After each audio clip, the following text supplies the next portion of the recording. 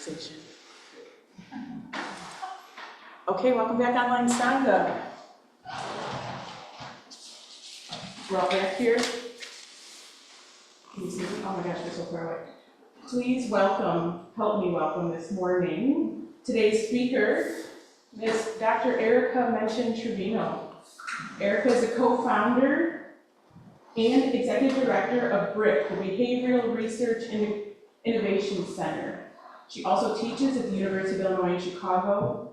She began a meditation practice back in 2012 and joined our Sangha maybe like almost 3 years ago now. It's been 2, 3. No, it's only been a little more than a year. Aww. It's just because I've known you forever. Yes. It's just because I've known you forever. I feel like I've been here long. Also, my most wonderful sister-in-law and a fantastic baker and neighbor. Please help me in welcoming Ericka with today's talk entitled An Exploration of Should. Thanks, Kelly. So it's great to be here today.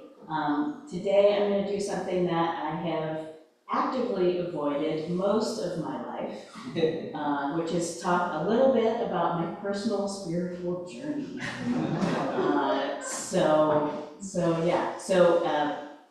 I am a researcher, so I got my PhD at Northwestern in 2012 in media and communication studies. I studied political communication. I'm very comfortable talking about my research, which is not something I'm going to talk about today. We've got a totally different topic.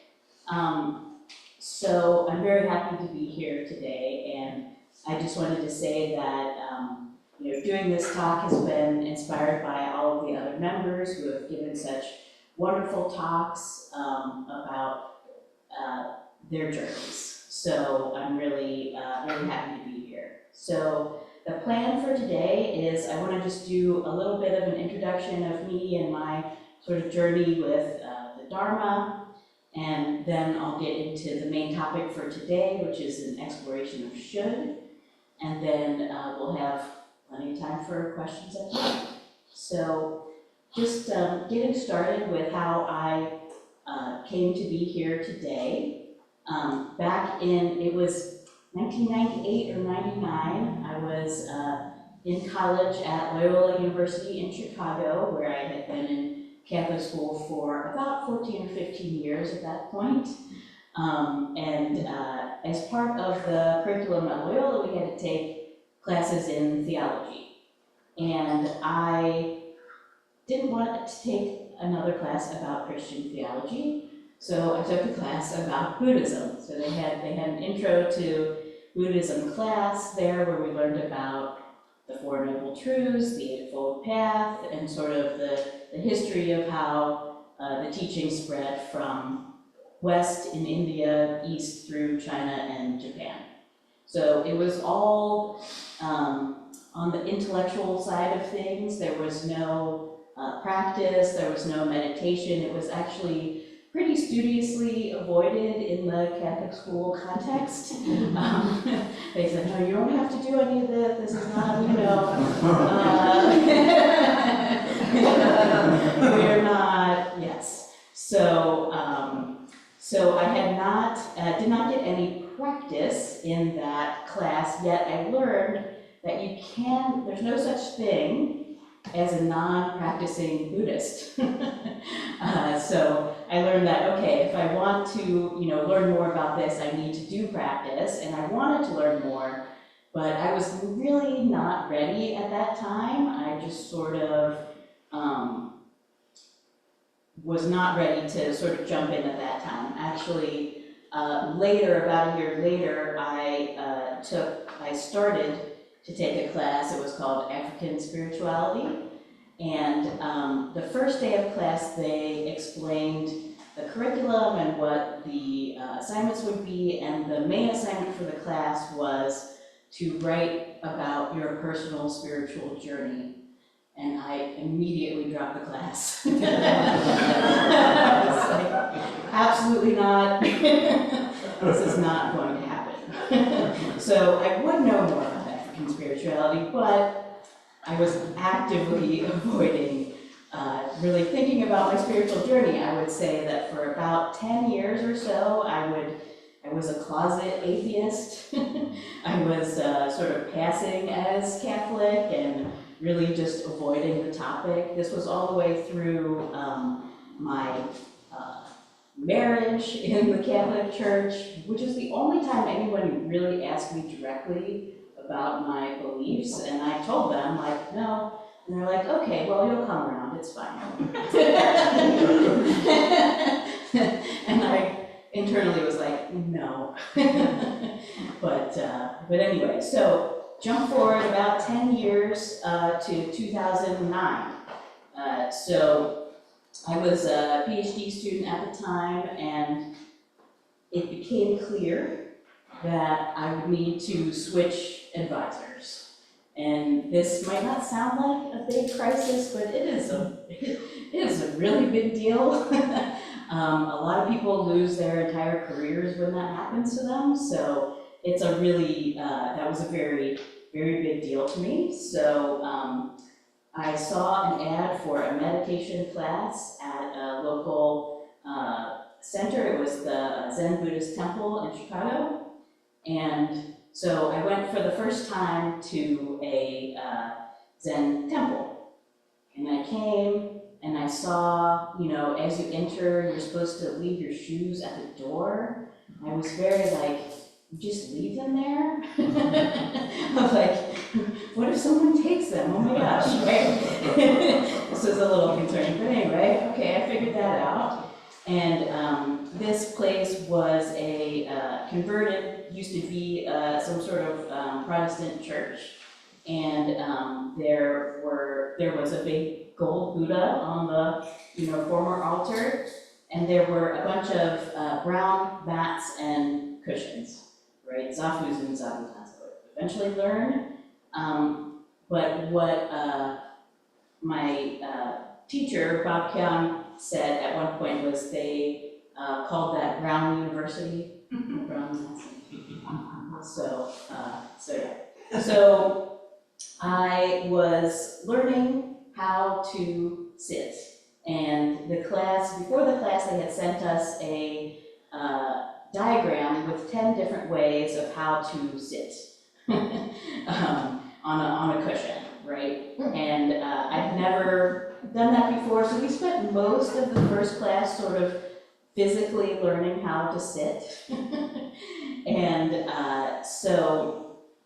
And then also posture in terms of your hands, and even how are you supposed to put your tongue while you're meditating, right? And I was like, wow, this is a lot of detail. So, how to sit. And eventually, at the end of class, it was not longer than 10 minutes. It might have even been 5 minutes where we actually were supposed to count our breaths to 20 and then start over. That was the very first sort of instruction that we got on this. And I did that, and I couldn't speak afterwards. I floated home, I think.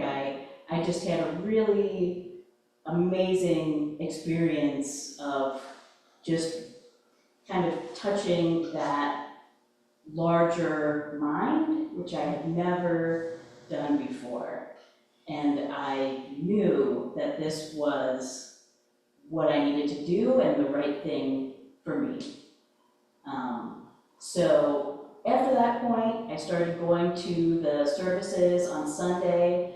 Something that really helped was the fact that I could hold on to my atheism in a way, that there wasn't a faith required. I didn't need to believe a particular thing, so that was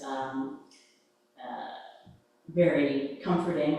There's a podcast I listen to that says, you can use what you learn from Buddhism to be a better whatever you already are. And I was basically an atheist, and I felt like that worked out okay for me. So I became a member, and in 2012, I left the country. So I packed up and moved to the Netherlands, where I had a job, and I was in Rotterdam, which is not Amsterdam. There's less expats. Yeah, there's less expats, less English speakers there. Everybody speaks English, but not on their free time, right? They'll indulge you by speaking English to you, but the meditation center that I found, I went there, and of course they were speaking in Dutch, and at the end they're like, so how much are you understanding here? I'm like, kind of nothing. So, and I'm like, but like, I can just sort of like, feel the vibes basically, and they're like, yeah, no, that's not really what we're doing here. So, anyway, so I sort of got into like podcasts and other more, online things or whatever. So I was in the Netherlands for about 3 years, and then I moved to Washington, D.C., and by that point I had a small child. He was almost 2 when we moved back, and DC is great, but I had no family there, so it was just me and my husband and my son, and we were sort of taking care of everything. And by the time he got kind of old enough to do things on his own, it was COVID. So everyone was inside, everything was online, so I never really found and regularly went to a Sangha in DC, but in 2023, which seems both like a long time ago and also yesterday, in the summer I moved back to Chicago, where I have lots of wonderful family and everything else. And in 2024, early 2024, I started coming here to ZLMC. So I've been listening to the talks on most Sundays. I really enjoyed all of the sharing of really joy in, for example, nature, like Adrian shared before, the vulnerability of sharing personal insights and the great insights that people have had in these talks. So this was a very different, I hadn't had the experience of going to Dharma talks weekly at a center before. It's very different from a Catholic homily in a certain sense, in that everyone's sort of invited to participate. Yet I sometimes, when I came here, found myself listening to a priest talk about the Bible on a Sunday, and I was like, wow, thanks, Mikhail, this is awesome. And I can kind of appreciate how things kind of come full circle in a certain way, right? All of which is to say, I have no qualifications to be giving a Dharma talk, other than I practice more days than not, as Chris has said previously. So, to get into the main topic for today, it's an exploration of should. And so that's just something that I started noticing when I was practicing. That feeling would come up a lot, and I would feel my fists close in a certain way. That should feeling felt very like attachment, right? There's 100 things I should have done. There's 100 things I should do, and let alone all the things other people should do. Right? You might have had thoughts like that. But I'm going to stick to mostly talking about what I should type of feelings. So when I feel that feeling, I often think about my task list. I don't know if anyone has a task come up in their mind when they're trying to meditate, but that is definitely something that has happened to me. I think it happens basically every time. That's sort of like the beginning. I'm like, okay, I'm starting, I'm getting comfortable, I'm feeling all these feelings of my to-do list, right? I have a task list, of course, and I have a lot of items on there that are very old. Right? And I should do them. I have a hard time deleting them because of this feeling, right? Oftentimes, especially with those old items, I feel like I should have done them already, right? I could just schedule them and prioritize them, or not, right? I could let them go, but there they are, and that should have feeling doesn't really help me prioritize them, right? What it does is it feels just like almost like a regret, right? Another way that I feel this feeling is in terms of time, where I am and how I'm spending my time. Because of course, we can only be in one place at one time, which is extremely annoying.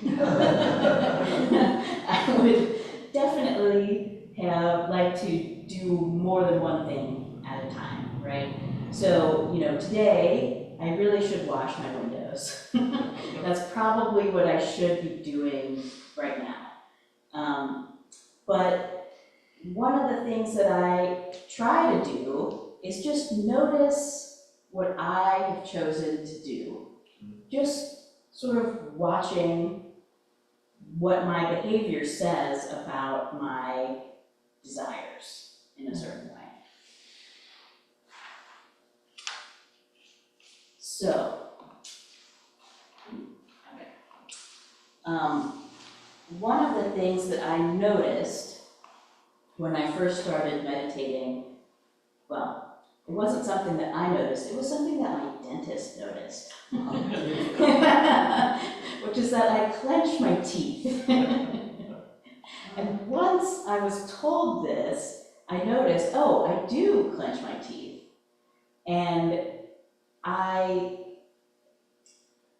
decided, okay, I had this very quick thought process of like, okay, I should focus on this for the next month of trying to not clench my teeth. And then I thought, well, maybe a week. And then, well, maybe today. And then I thought, aha, now I should focus on trying to not clench my teeth, whenever now is, right? Maybe I should just notice it and just let it go now. And I felt relief of making that transition from should feeling, I should stop clenching my teeth, to I am going to notice what's happening right now. And it felt more like letting go than holding on when I did that. So, I think that there's a lot of wisdom in our bodies, and it takes time to learn from them. So there's a book that really changed the way I think about a lot of things. This is it's called Strangers to Ourselves by Tim Wilson, and it's a psychology book, and it changed the way I think about my thoughts in a way that also practicing meditation has done, but in a slightly different way. So I thought maybe that is something that I can bring here and share a little bit of that idea with you. So that book was where I first heard the metaphor of the elephant and the rider. So this was specifically about the elephant being consciousness, our adaptive unconsciousness, and the rider being our consciousness, right? The small part that thinks it's in charge, which may not be in charge, right?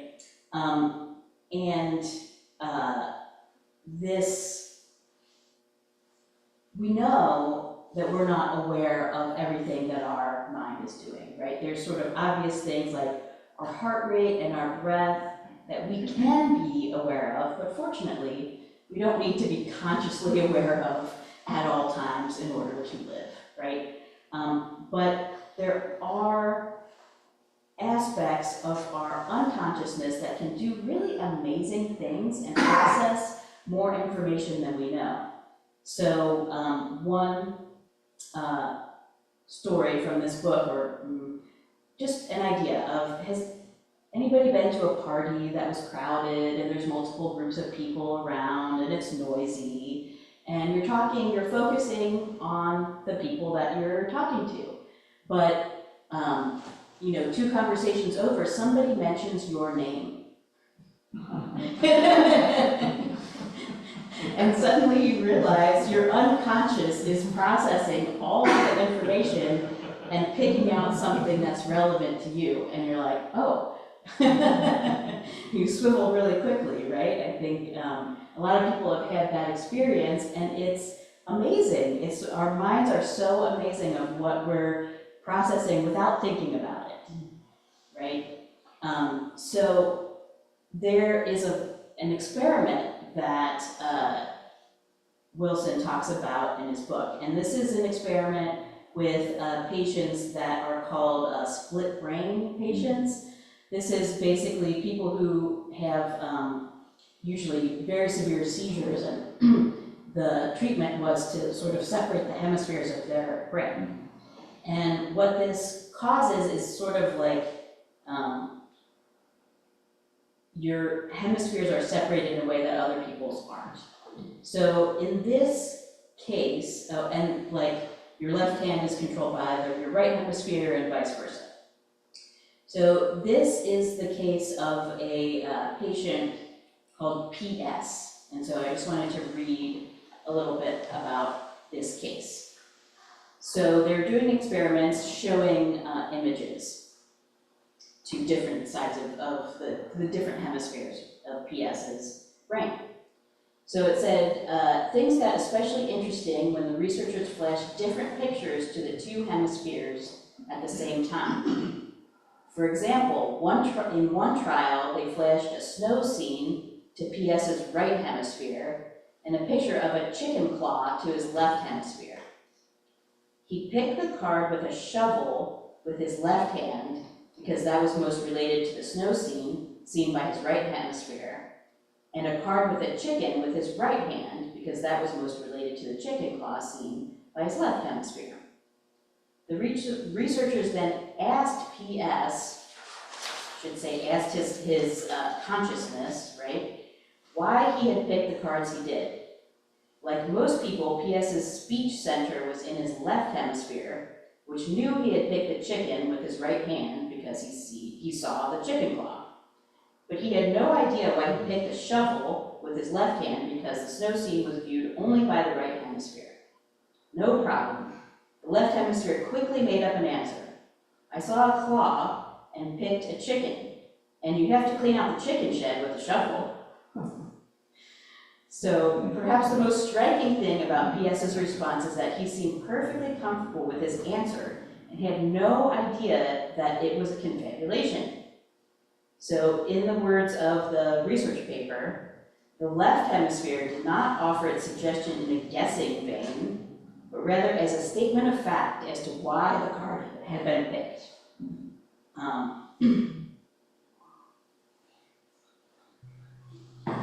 And this isn't the only such experiment, right?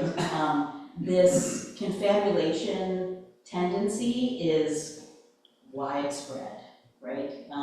A lot of times decisions, what seems to be happening is that we make decisions unconsciously and consciously justify and sort of confabulate whatever it is, right? So we are an unreliable narrator of our own experience. and motivations in a lot of senses, right? So just to go on, because our minds have evolved to operate largely outside of consciousness and non-conscious processing is part of the architecture of the brain, it may not be possible to gain direct access to non-conscious processes. Making unconscious conscious may be no easier than viewing and understanding the assembly language controlling our word processing computer program. It can thus be fruitless to try to examine the adaptive unconscious by looking inward.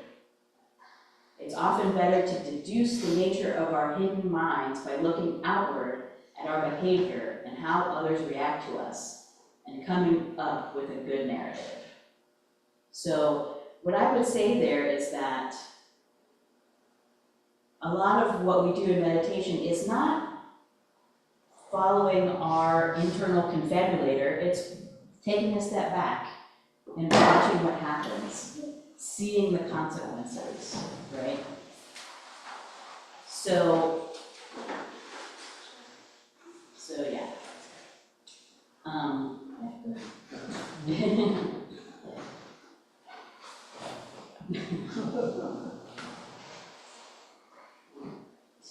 So how does this relate back to should?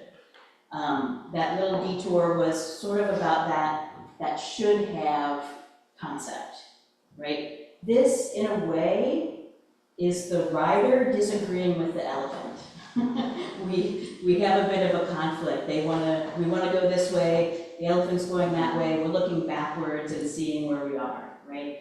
So in terms of grammar, this is the subjunctive mood, right? So the subjunctive mood in grammar is about hypothetical and counterfactual statements. So when I looked up the word should, etymology in the Oxford English Dictionary, usually you get like a date or something like that. Should is originally, and evolved from there, the past tense of shall. There's no date of introduction. It's came with the language. There's no language without this concept, because it's in the bones of the language, and it's not a distinct verb. It's a modal verb, which is more of a type of action than a specific action, because you can't use should alone. It has to be, should do, should something, right? So it's broader than a specific verb. It gives that mood to our language. And when I think of the word shall, where it comes to, I don't know if anybody else immediately goes to thou shalt. Thou shalt not, usually, right? And it's a command. It's the strongest sort of form of command. It's a commandment, obviously. So we have this sort of connection with that sort of commandment. And when I think of those, personally, I feel closed. I feel that fist kind of feeling when I think about thou shalt. That might just be me, but that's how I feel about it. So when I was thinking about, okay, how does this connect to Buddhism? I'm sure I'm not the person that has had this thought and thinking about shall. So one connection that I found, there was a writing by Philip Moffitt, who's a Vipassana teacher. And he had an article on the tyranny of expectations, which was very helpful. And what he connected that to was this concept of the wanting mind, and which is sort of a Buddhist concept. And I found a quote from a Jack Kornfeld book that I had, one of the first books about Buddhism that I read, which is called A Path with Heart. And so I wanted to read a little bit about that. This is the wanting mind. All right. So when we look, we see how many times wanting creates tension. That is actually painful. We sense how frequently it arises out of a sense of longing and incompleteness, an underlying feeling that we are not whole. As we hold the longing and incompleteness in loving awareness, it gradually loses its power. We relax. Observing more closely, we notice that desire is also fleeting, without essence. Desire is actually a form of imagined satisfaction that takes over our body and mind. Of course, at times it seems very real. Oscar Wilde said, "I can resist anything but temptation." When we are caught by wanting, it is like an intoxicant, and we are unable to see clearly. Our wanting and desire can become powerful blinders, limiting what we see. We only see what we fulfill, and what gets in the way.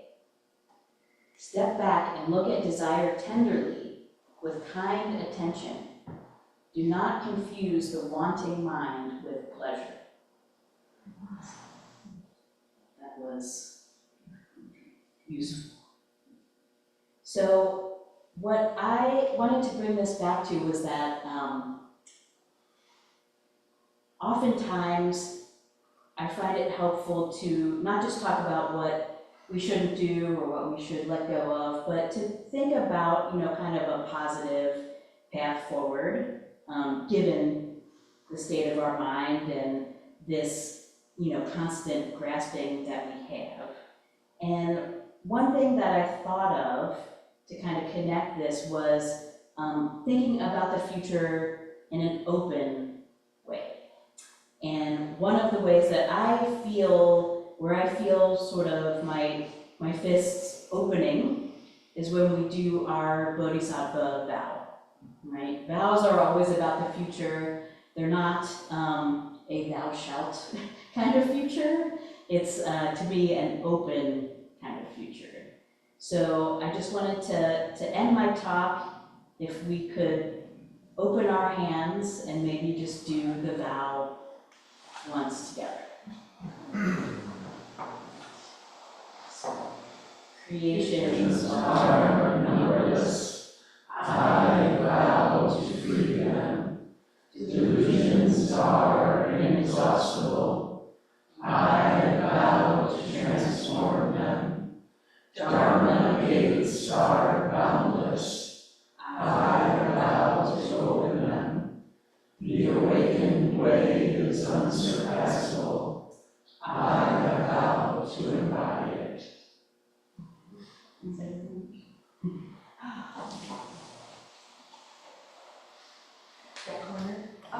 Yeah, I just want to add like 2 little notes. Number 1, it's probably better not to wash your windows in the spring.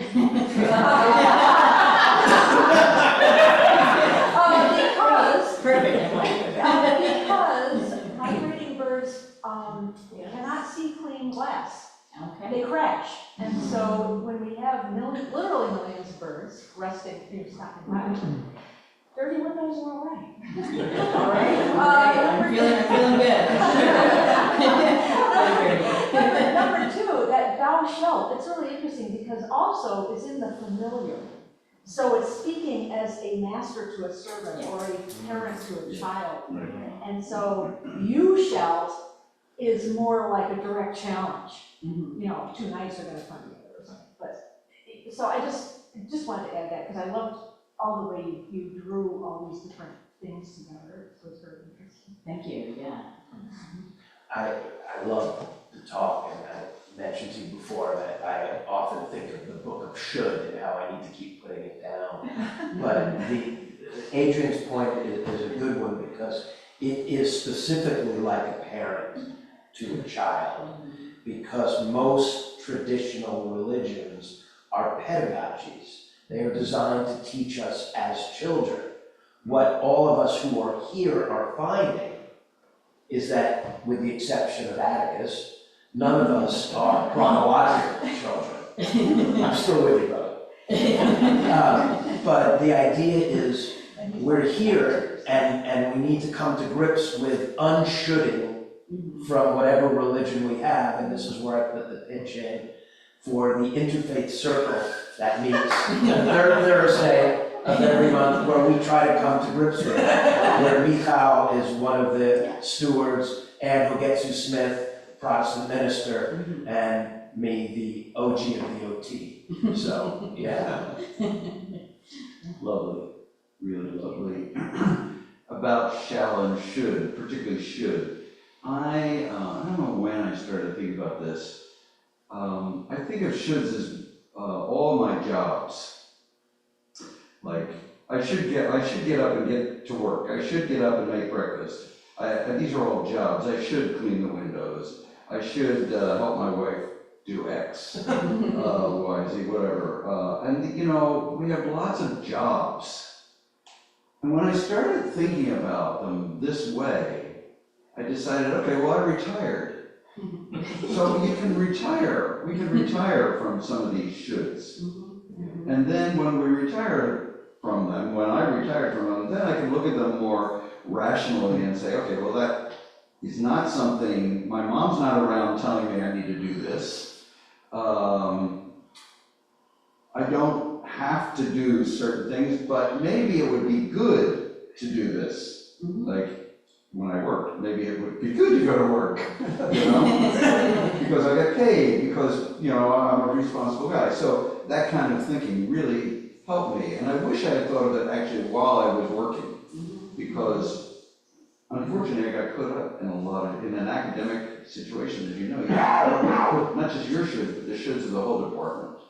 Yeah, absolutely, and that little reframing of a should as a can or a might or a want to is really transformative. Really? Absolutely. Could I just say one other thing that you talked about? You said, I wrote this down, I practice more days than not. My guess is, because you're in this, you're a Zen student now, more or less, you are practicing all the time. Whether you're sitting or not, you're always practicing. Yes. And you proved it to us through your discussion. Thank you. Thank you.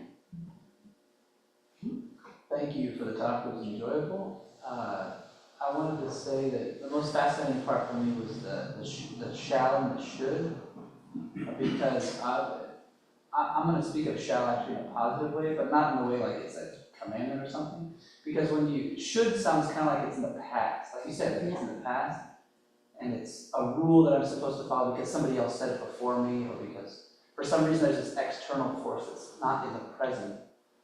And you spoke about the present moment beautifully in a different moment in your talk. But shall, to me, it almost sounded like it's what I shall do. It's in the present, and I'm taking responsibility for this action, and it's not because it's motivated by some external rule or whatever, but I shall this. I liked it. Instead of shifting to the past, like staying in the present, I shall. But and it's kind of interesting too, because the relationship between shall and should is almost a validation of the command, like, you know, can thou shalt do this? And I'm validating, yeah, I should. I'm not committing that I'm going to, okay? But I'm validating that that's what you want me to do. So you should not have coveted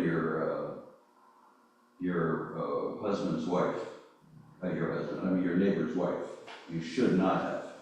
I should not have, but turns out, yeah. I'm serious about this shall, should. No, yeah, well, it's the difference between the 10 Commandments and the precepts. Precepts, exactly. Exactly, yes. Exactly. That's what it is.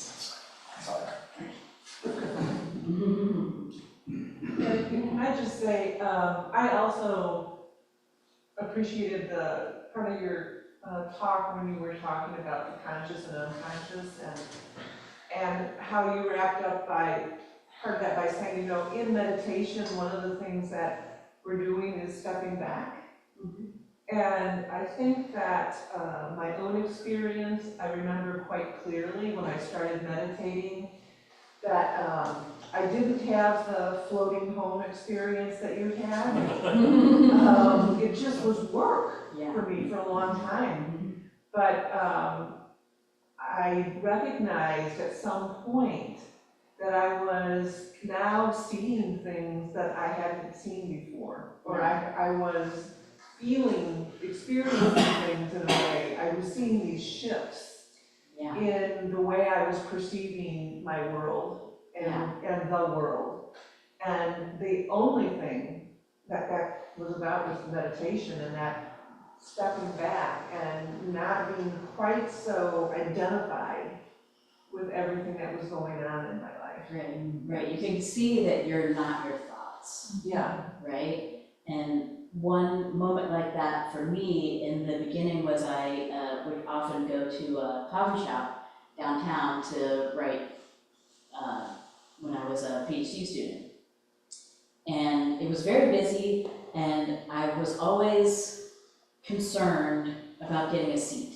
And kind of like, you know, can I edge it this way? And it was very anxiety producing. And once I started meditating at a certain point, I was like, oh, I can just let that go, and I can still find a seat without producing that sort of feeling in myself, right? I don't need to be anxious about this. It doesn't mean I'm not going to try to get a seat, but I can let go of that narrative of this competition and this sort of tightness that I had. And that was when I really saw it sort of like coming into my life. Yeah. You know? Yeah.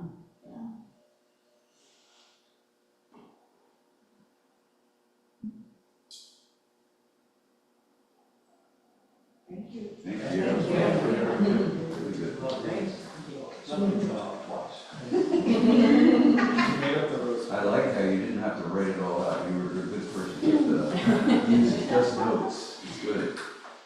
Yeah, if I write it out, I read it, and then that's not good. Yeah, but I never feel comfortable. I do it with slides, like when I do my talks and stuff, like I'll just Coffee, tea, go from the slides and Come join us. try to do similar-ish, Yeah. yeah. Thank you. Thank Bye, you. Robin. A really interesting exploration. Thank you. Yeah,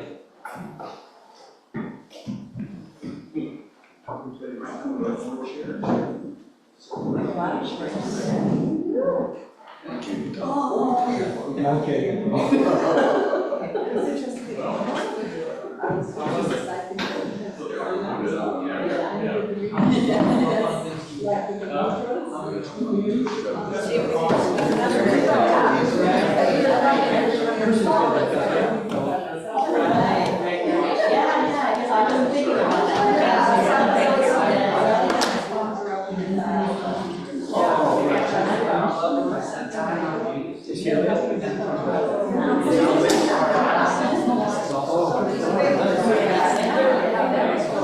How are you? Good. We met here.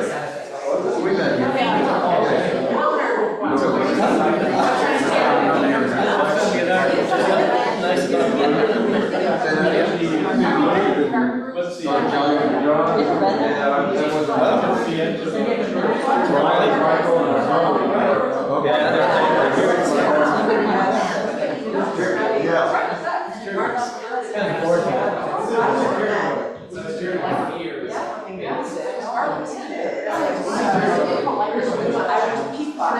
Oh, really? How was it? It was good.